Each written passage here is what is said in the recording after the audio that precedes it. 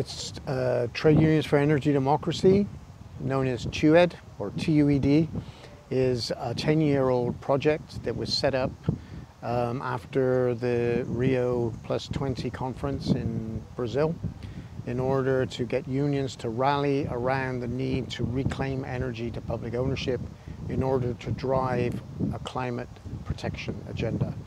We've been working now for 10 years on this, and the project is growing.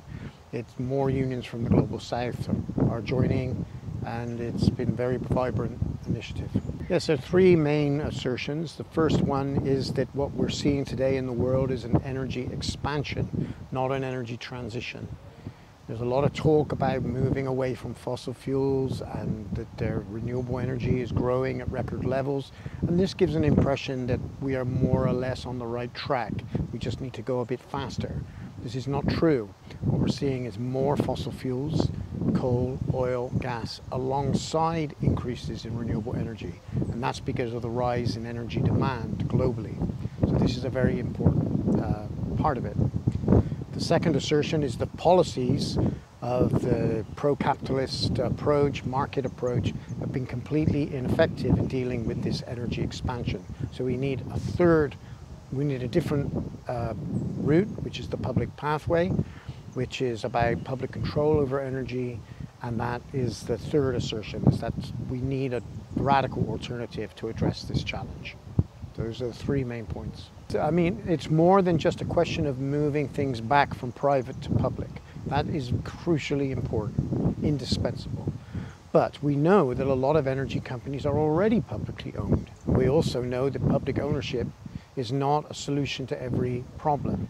What it does mean, though, is that the ownership shift from private to public must be accompanied by a mandate shift, where companies are politically and accountable to the people, and that they must be part of the energy transition to a low carbon future, more sustainable energy systems. So it's a big technical challenge, but those technical challenges are only manageable if the market is taken out of the picture, and even then there will be challenges. So we've got to get the market out of the way. Some governments have acknowledged that the privatization of energy does not serve climate goals.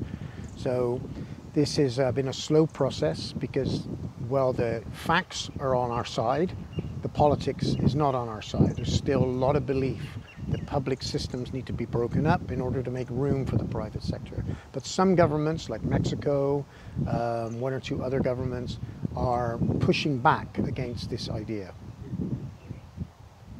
I mentioned the Mexican government is doing it from the left. Some countries are doing it from the right, in the sense that they realize that privatization makes their energy systems vulnerable to the international energy markets.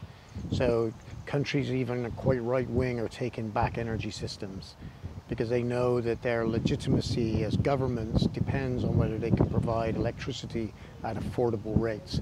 So this is not the public pathway that we imagine is a public pathway not to make it public, but also to make it public to drive a decarbonization agenda, energy conservation, reduction of energy demand, more efficient use of technologies, more sustainable forms of extraction, because there will be extraction.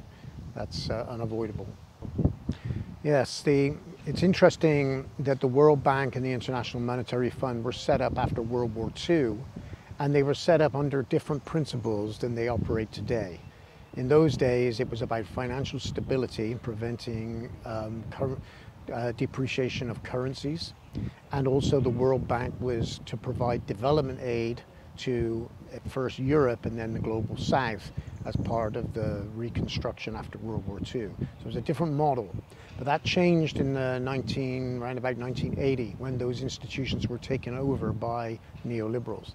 So the problem is not the institutions, the problem is the ideas of the main people who dominate those institutions, and those are neoliberal ideas. So we need to take those institutions back and have them under public control, under a new mandate. Multilateral financial institutions are important, but they need to serve the public good. at the moment they don't. They serve the interests of private investors.